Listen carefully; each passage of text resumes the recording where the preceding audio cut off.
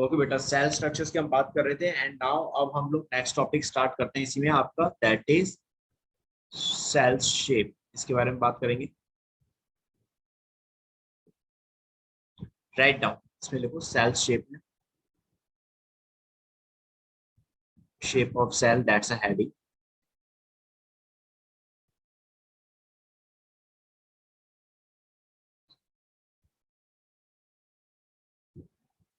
Shape of sales.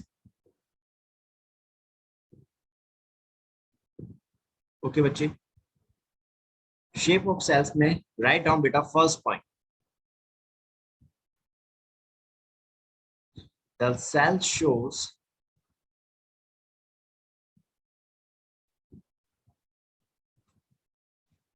variety of shapes, variety of shape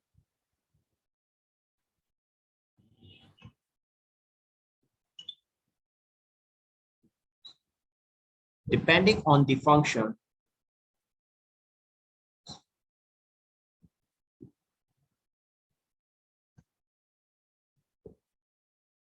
on the functions they perform। Right down बेटा, लिखते चलो आप लोग भी, depending on the functions they perform। Different shapes of cells are, different shape of cells are। अब बेटा देखो, आपके यहाँ पे डिफरेंट शेप्स हैं सेल्स की, तो क्या क्या हो सकती है। सबसे पहले देखो, सेल की अगर हम बात करते हैं तो आपकी सेल्स की कोई एक पर्टिकुलर शेप नहीं होती, ये आपकी डिफरेंट डिफरेंट शेप्स की होती हैं, अपने काम के अकॉर्डिंग, जिस तरह का फंक्शंस करेंगी उसके अकॉर्डिंग वैसा ही शेप इनमें आ जाता है। तो देखो बेटा कैसी कैसी होती है, राइट डाउन। सबसे पहले देखो, पहली शेप है दैट इज ओवल, राउंड और स्फेरिकल। Spherical shape. ओवल आपको समझ में आता है सभी। पहले मुझे बताइए, Mehul, Vikas, Saurabh, Harshit, yes sir. You all know this structure, ठीक है। स्फेरिकल समझ में आती है? हाँ बेटा, now do you understand what is spherical shape? Mehul, Saurabh, Vikas, Harshit. Yes sir. Spherical shape आती है। सौरभ तुम्हें समझ में आती है? विकास, हर्षित बेटा तुम लोगों को? Yes sir. ठीक है बेटा, ठीक है बेटा। तो दैट इज आपकी पहली शेप हो गई आपकी ओवल, राउंड या स्फेरिकल। इसके एग्जांपल्स राइट डाउन। आपका human RBC and Oval, human RBC and Oval, इसको समझो ये है क्या। देखो बेटा, आपका जो आरबीसी होती है, what is a full form of RBC, कोई बताएगा मुझे बेटा? Red blood cells. Yes, that is red blood cells. Yeah, you can say red blood corpuscles. ठीक है, या आपका रेड ब्लड सेल्स, कुछ भी बोल सकते हैं, whatever you want। ये रेड कलर क्यों होती है बेटा? Why it is red in color? Sir Any guess? क्योंकि हीमोग्लोबिन। Because of hemoglobin.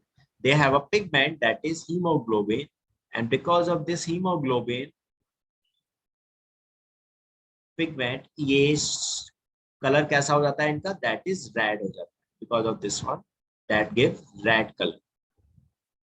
ये रेड कलर देते हैं। सर हाँ बेटा, हर्षित।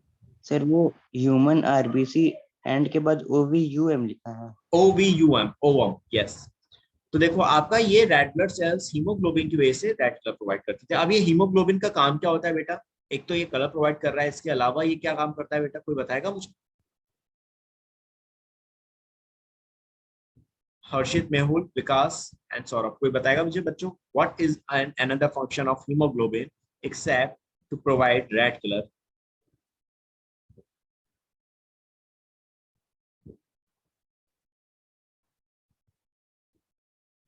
हाँ बेटा, प्लीज टेल मी, अगर आता है तो बताओ, नहीं आता तो टेल मी कि नहीं आता। सर नहीं पता। नहीं पता ना, कोई बात नहीं बच्चे। देखो हीमोग्लोबिन आपको रेडली प्रोवाइड करता है, ये इसके अलावा ये आपकी oxygen and carbon dioxide gases का ट्रांसपोर्टेशन करता है, that carry oxygen and CO2 gases.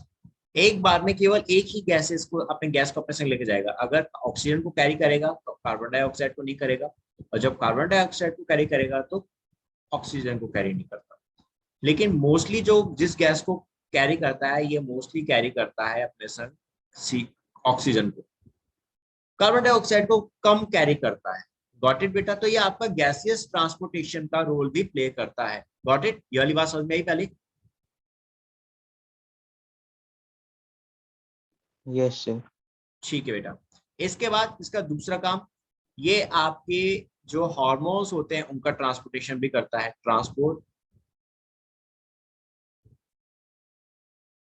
Transportation of hormones. Blood के अंदर जितने भी हार्मोन्स होते हैं उन सभी को एक जगह से दूसरी जगह कैरी करके लेके जाएगा।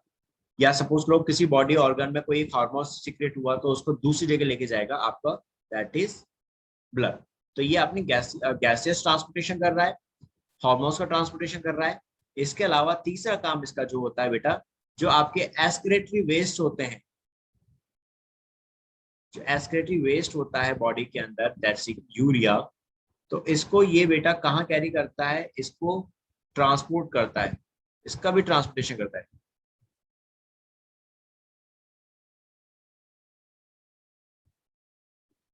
will also transport, that will also transport by this। बात समझ में आ रही है बच्चों? Saurabh, Vikas, Mehul and Harshit, now you got it? What is the function of, what are the functions of hemoglobin? Yes sir. Yes sir. यानी आपका देखो, आपके बॉडी ऑर्गन में जैसे जो वेस्ट जनरेट होते हैं, जो वेस्ट बनते हैं, वो ब्लड में आ जाते हैं। ब्लड उन वेस्टेज को अपने संग कैरी करके किडनी तक लेके जाता है। किडनी में फिर वो सारे के सारे वेस्ट ब्लड से अलग कर दिए जाते हैं, और जो कार्बन डाइऑक्साइड होती है बस वही ब्लड के थ्रू, किडनी के थ्रू ब्लड से होते हुए आपके हार्ट में आती है, और हार्ट से लंग्स में पहुंचती है। बात समझ में आई? जैसे देखो इसको ना थोड़ा इस तरह से फ्लो चार्ट से समझना, बड़ा इंटरेस्टिंग टॉपिक है, मजा आता है। जैसे आपके बॉडी ऑर्गन्स थे, इन बॉडी ऑर्गन्स में बेटा क्या डेवलप हुए, इनसे क्या बना आपका, दैट इज वेस्टेज क्रिएट हुए। इनसे वेस्टेज में क्या हुआ, मेनली हमारा यूरिया होता है वो क्रिएट हुआ, और भी दूसरे मेटाबॉलिक वेस्ट थे वो क्रिएट हुए। ये सारे वेस्टेज कहाँ आ गए, आपके ब्लड में आ गए। बॉडी ऑर्गन से ये वेस्ट निकले और आपके ब्लड में आ गए। ब्लड इन वेस्टेज को लेके कहाँ पहुंच गया, इन वेस्टेज को लेके ब्लड आपका पहुंच जाता है किडनी में। ठीक है, अब किडनी में क्या होगा बेटा, आपका जो वेस्ट है वो अलग कर दिया जाएगा, यानी आपका यूरिया अलग हो गया, और आपका जो ब्लड था वो किडनी में अलग कर दिया गया। अब इस ब्लड के अंदर क्या प्रेजेंट है, सिर्फ CO2। पहले CO2 पहले ही प्रेजेंट थी, दैट कंटेन्स CO2 आल्सो, इसमें पहले CO2 भी थी और वेस्ट था, दोनों था। लेकिन वेस्ट आपके यहाँ यूरिया जो था वो किडनी में अलग हो गया, अब ब्लड में सिर्फ CO2 है। तो ये CO2 कंटेनिंग ब्लड आपका कहाँ जाएगा, हार्ट में। हार्ट से ये CO2 कंटेनिंग ब्लड आपका कहाँ पहुंच गया बेटा, ये पहुंच जाता है ब्लड आपका, दैट इज लंग्स। और लंग्स के अंदर आप लोग जाते हो, सांस लेते हो, यू टेक ब्रीथ, आप सांसें जब लेते हो तो लंग्स के अंदर क्या होता था, जो ऑक्सीजन आती थी वो आपके ब्लड के कांटेक्ट में आ जाती है, ब्लड आपकी ऑक्सीजन को बाइंड कर लेता है, और ये ब्लड CO2 को लंग्स से बाहर निकाल देता है। अब बात समझ में आ गई बेटा? Got it now? बताओ हर्षित, मेहुल, यस श्योर ना? विकास, सौरभ, बात समझ में आ गई यानी? Yes sir. ठीक है। तो मैंने आपको देखो कुछ एक्स्ट्रा फंक्शन बता दिए आपके हीमोग्लोबिन के। अब आ जाओ नाउ नेक्स्ट शेप पे। सेकंड शेप लिखो बेटा, that is spindle shape.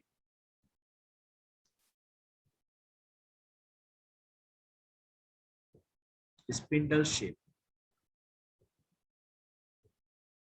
Spindle shape ऐसी होती है, that is long and pointed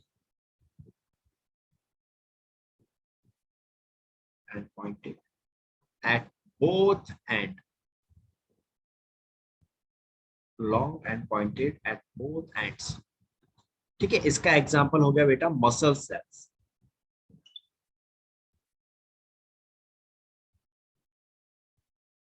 का example is muscle cell. This इसकी शेप देखो ऐसी होती है बेटा, आपके स्पिंडल शेप लॉन्ग होते हैं और पॉइंटेड। तो जैसे यहाँ पर ये होती है इस तरह की shape.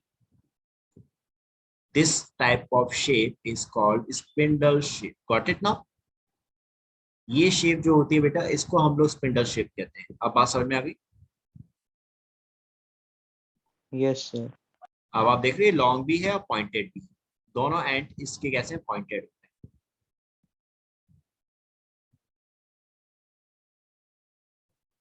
Like this. This is your spindle shape. और इसमें आपका एग्जांपल क्या है? Muscle cells. अब आ जाओ, now come to the next, that is branched and elongated cells shape. Branched and elongated shape. elongated का मतलब समझ में आता है बच्चों? हाँ, elongated का मतलब समझ में आता है बेटा? elongated, that means long structure, that means long। तो आपकी नर्व सेल्स जो होती है बॉडी के अंदर, that is also called neurons। ये आपके कैसे होते हैं? that is branched and elongated होते हैं। ये इसी का एग्जाम्पल न्यूरॉन्स। न्यूरॉन्स बोलो नर्व सेल्स बोलो एक ही होता है। इसको थोड़ा सा देखो, क्योंकि आप ये 10th क्लास में देखोगे। तो मैं इसका एक बार डायग्राम दिखाता हूँ।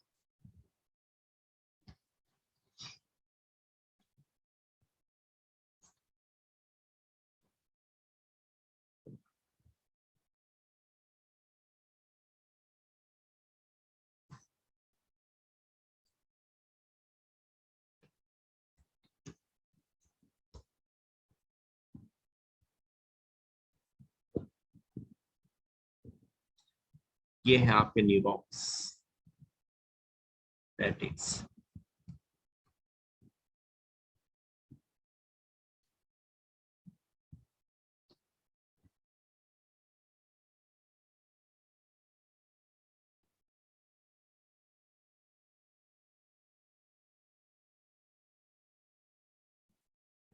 देखो बेटा, इसको कहते हैं, ये आपके न्यूरॉन्स होते हैं जो आपकी बॉडी के अंदर प्रेजेंट।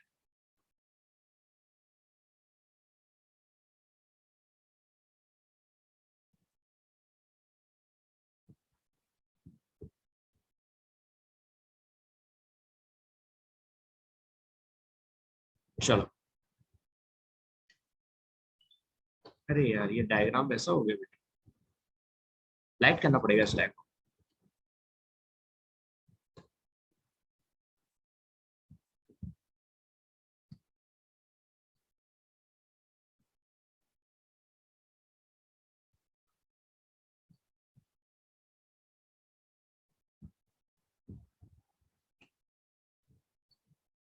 ओके बेटा, अभी डायग्राम दिख रहा है आप सभी को? Clear? Is it visible to everyone? Yes sir. ठीक है बेटा, अब देखो इसमें जो मैंने आपको शेप बताई है आपकी सेल्स की कैसी है, branched and elongated.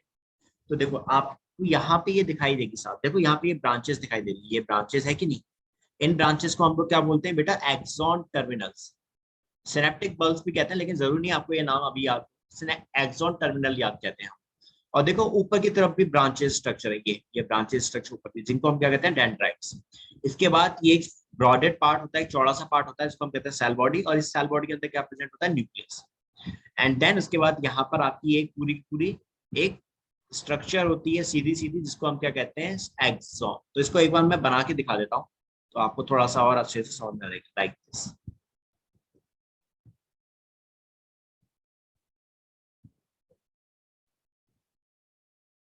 Like this.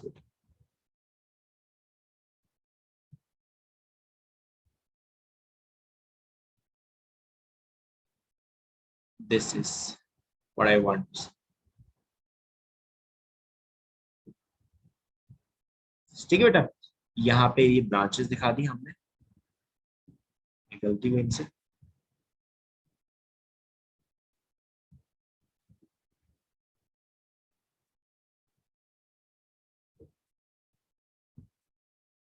Like this. ठीक है बच्चों, और ये बीच में दिखा दिया है इसका न्यूक्लियस। आई बात समझ में बेटा? तो ऐसा ही एक सिंगल नर्व सेल्स है, it's a single nerve cell. ऐसी लॉट्स ऑफ मिलियंस में बेटा ऐसी सेल्स प्रेजेंट होती हैं आपकी बॉडी के अंदर जिसके थ्रू नर्वस सिस्टम काम करता है। तो आपका ये क्या हो गया, दिस इज डेंड्राइट्स, या you can say that is dendrons, जो आप चाहे वो कहो। ये होती है सेल बॉडी, ये होता है न्यूक्लियस, ये है एक्सॉन, और ये सबसे लास्ट पार्ट होता है, this is called axon terminal. अब बात समझ में आ गई बच्चों सभी को? This is your branched shape structure, got it?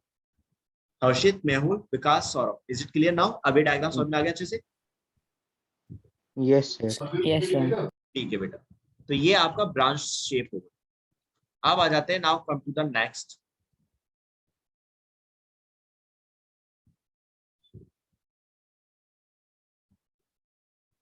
अगली शेप जो होती है, दिस इज राइट नाउ बच्चों किडनी शेप। अभी किडनी शेप है तो बेटा ये मत सोचना कि ये किडनी में प्रेजेंट है, नो। किडनी शेप है बेटा, ये एग्जांपल है आपका स्टोमेटा का। स्टोमेटा नाम सुना है कभी पहले? Yes sir. कहाँ प्रेजेंट होते हैं, किस में प्रेजेंट होते हैं बेटा? लीव्स में। लीव्स में बेटा, राइट। स्टोमेटा इन लीव्स, आपकी लीव्स से प्रेजेंट होते हैं। इनकी शेप कैसी होती है, बिल्कुल आपकी किडनी की तरह होती है। किडनी की शेप कैसी होती है, बीन्स की तरह होती है, लाइक दिस, ऐसे होते हैं आपके स्टोमेटा। और ये इन्हीं के थ्रू बेटा क्या होता है, ट्रांसपिरेशन होता है। ट्रांसपिरेशन समझ में आता है? Yes This is sir. transpiration. And what is that will help in transpiration? What is transpiration beta?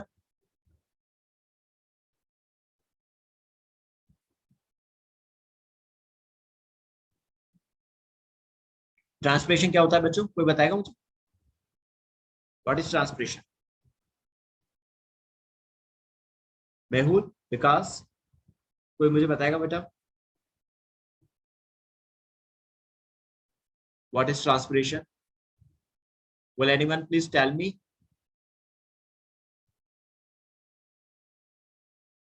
भूल गए? सर आप वापस से एक बार वर्ड ही repeat. I am asking about transpiration बेटा, क्या होता है ये?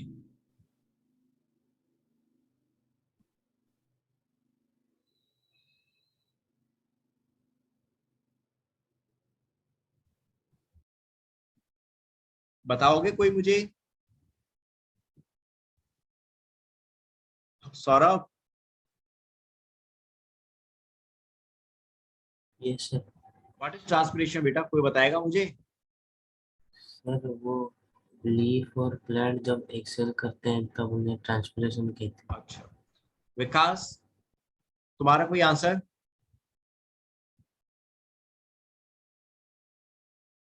सर मैं बताऊं? हाँ मेहुल तुम बताओ। सर सर उसमें प्लांट जो है वो हाँ, दे रिलीज द वाटर। ठीक है, सुनो मेरी बात समझो। ट्रांसपिरेशन का मतलब होता है that is loss of water, यानी वाटर का लॉस जब आपके स्टोमेटा के थ्रू होता है, दैट इज ट्रांसपिरेशन। अब ये क्यों होता है? गर्मी जब ज्यादा पड़ती है तो आपकी प्लांट्स की लीव्स में से थोड़ा बहुत, जब बहुत ज्यादा गर्मी पड़ने लगती है तो आपके स्टोमेटा बंद कर लिए जाते हैं। प्लांट्स की लीव्स क्या करते हैं, स्टोमेटा बंद कर लेती है ताकि वाटर ज्यादा एक्स्ट्रा लॉस ना हो। लेकिन जब सुबह के टाइम पे या शाम के टाइम थोड़ी कम गर्मी पड़ती है तो उस टाइम थोड़ा स्टोमेटा ओपन हो जाता है। जैसे ये आपकी प्लांट की leaf, suppose to this is a leaf of your plant. Leaf लग रही है ना? Yes sir. Yes sir. चलो, तो ये आपके प्लांट की लीफ। अब ये लीफ क्या करती है बेटा, अपने सुबह के टाइम जब ज्यादा गर्मी नहीं है तो उस टाइम क्या करेंगे, ये अपने स्टोमेटा ओपन कर लेंगे ताकि ज्यादा से ज्यादा वाटर को एब्जॉर्ब कर नीचे से, और जो एक्स्ट्रा वाटर है उसको अपने लीफ से क्या करें, रिलीज कर, लाइक दिस। ठीक है, ये लीफ हो गई, और इस लीफ में छोटे छोटे पोर्स होंगे जिनको हम क्या कहेंगे, दैट इज कॉल्ड स्टोमेटा। ये मार्जिन से प्रेजेंट होता है, जैसे ये पोर है, ये पोर है, ये पोर है। इस तरह से मैंने छोटे छोटे पोर्स दिखा दिया आपको, ये लीफ पे प्रेजेंट है। इन पोर्स को क्या बोलेंगे बेटा, हम स्टोमेटा बोलेंगे। तो आपका सुबह जब भी वाटर जो होता है, रूट्स एब्जॉर्ब करती हैं वाटर को, तो लीफ के अंदर जो पानी होता है ना, एक्स्ट्रा वाटर, वो बेटा इन पोर्स के थ्रू ये वाटर वेपर्स की फॉर्म में बाहर निकाल दिया जाता है लीफ से। वाटर जो होता है that comes out, that come outside.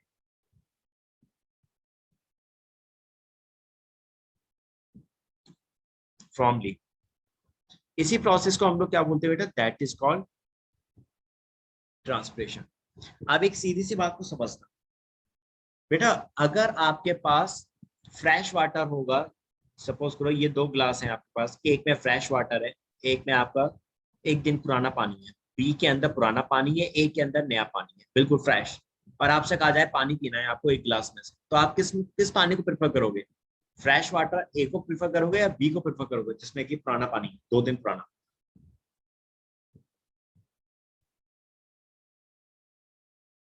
हाँ बेटा, यस, मैं सर फ्रेश वाटर ए। फ्रेश वाटर करेंगे, राइट? क्योंकि भाई हमारे पास जो ऑप्शन है फ्रेश वाटर का, तो हम पुराना पानी क्यों यूज करें, जब हमें फ्रेश वाटर मिल ही रहा है तो we will drink fresh water. बेटा यही चीज सेम प्लांट के केस में है, जब रूट्स फ्रेश वाटर जमीन से एब्जॉर्ब करती हैं, तो लीव्स के अंदर जो पुराना पानी होता है वो इस ट्रांसपिरेशन के थ्रू बाहर निकाल दिया जाता है, क्योंकि फ्रेश वाटर आ रहा है ऑलरेडी प्लांट के अंदर। तो जब फ्रेश वाटर आ रहा है तो प्लांट्स क्यों ना फ्रेश वाटर यूज करें, उनको क्या जरूरत है फिर पुराने पानी को एब्जॉर्ब करने की। जब तक फ्रेश वाटर आ रहा है उसी फ्रेश वाटर को यूज करेंगे, एंड देन उसके बाद जब एब्जॉर्प्शन बंद हो जाएगा तो उस वाटर को वो स्टोर कर लेंगे ताकि आगे काम में ला सके, तो वो उसको फिर फ्यूचर में यूज करते हैं। लेकिन जैसे ही अगेन फ्यूचर में अगेन फ्रेश वाटर आएगा तो वो फिर से ट्रांसपिरेशन के थ्रू वाटर को बाहर निकाल देंगे। Got it now? अब ट्रांसपिरेशन समझ में आ गया?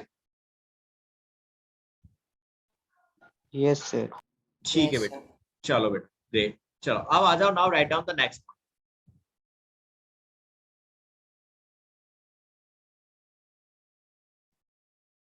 अगला पॉइंट लिखो बेटा, that is some cell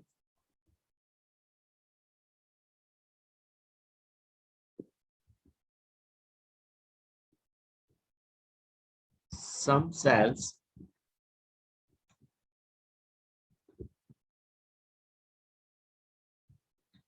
keep on changing their shape।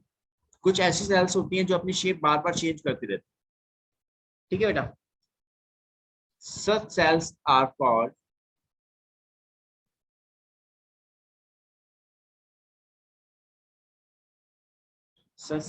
called pleomorphic।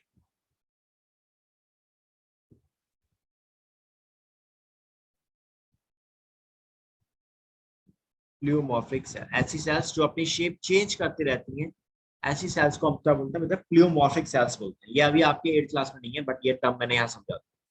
Pleomorphic का मतलब ऐसी सेल से है जो अपनी शेप बार बार चेंज करती रहती है। एग्जाम्पल जैसे कि WBC। WBC का फुल नेम क्या होता है बेटा? White blood cells. That is, और इसका काम क्या होता है? What is the function of WBC? ये इम्यूनिटी प्रोवाइड करती है, दैट प्रोवाइड इम्यूनिटी।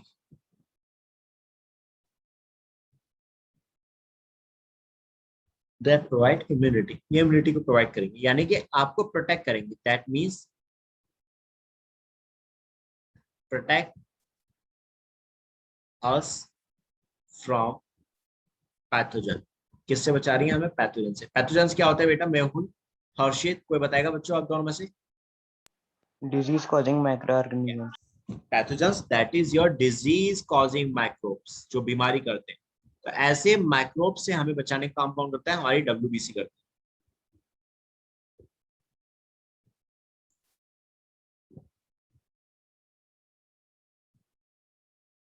माइक्रोब्स आ गया तो मीन्स ये आपके बहुत छोटे छोटे होते हैं जो आप नेकेड आई से नहीं देख सकते। तो बेटा अब ये लास्ट शेप समझ में आ गई। इसके अलावा दूसरा एग्जांपल, एक तो ये WBC हो गया बेटा, सेकंड एग्जांपल अमीबा। अमीबा पढ़ा है ना आप लोगों ने? हाँ बेटा, Yes, sir.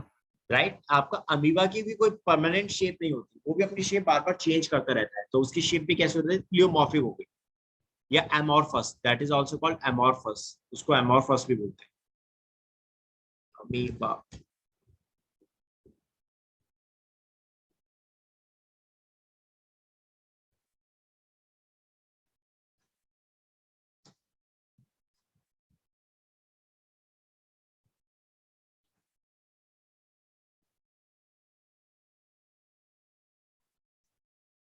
एक बार थोड़ा लोड होने दो, दिस इज बेटा अमीबा, ये आपका अमीबा है। अब आप इस अमीबा की शेप को एक सा नहीं देखोगे, ऐसा नहीं है कि ये इसी शेप में रहेगा हर बार, ये अपनी शेप बार बार बदलता रहेगा, कभी ये किसी तरह का हो जाएगा, कभी ये किसी तरह का हो जाएगा। देखो इसमें ये है इसके न्यूक्लियस, स्यूडोपोडिया, न्यूक्लियस, ये सब चीजें मैं दिखाता हूँ। देखो बेटा ये तो है इसका स्यूडोपोडिया, स्यूडोपोडिया और कुछ नहीं बेटा, अमीबा के फुट जो पैर होते हैं उसको बोलते हैं, और उसको हम क्या कहते हैं, false foot, this is called false foot. इसी के थ्रू ये मूवमेंट करता है, ये स्यूडोपोडिया है, ये स्यूडोपोडिया है, ये स्यूडोपोडिया, ये सब स्यूडोपोडिया, इसी के थ्रू ये एक डायरेक्शन मूवमेंट करता है। तो जब ये जिधर मूव करेगा उधर स्यूडोपोडिया डेवलप करेगा, तो उसकी शेप अपने आप ही चेंज हो जाती है। इसके अंदर फिर क्या प्रेजेंट होते हैं बेटा, इसके अंदर प्रेजेंट होते हैं जैसे कि इसकी वेसिकल्स, वेसिकल्स जहां पे आपका फूड स्टोर होता है, प्लांट्स के अंदर इसको हम वैक्यूल्स बोलते हैं, यहाँ हम इसको वेसिकल बोलते हैं, that will store food, food storage का काम करेगा ये, दैट गॉट इट बेटा। आई बात समझ में आपको अमीबा की shape,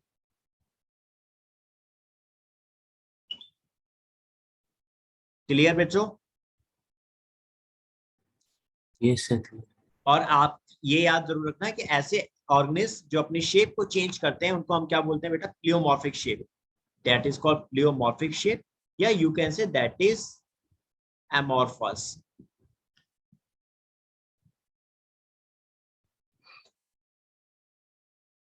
that is also called amorphous। amorphous का मतलब वही shapeless, that means shapeless, जिसकी कोई शेप नहीं, this is, ठीक है बच्चों, ये हो गया। कोई डाउट यहां तक बेटा? अब नो सर। ठीक है बेटा, चलो No, अब आ sir. जाओ नेक्स्ट स्लाइड।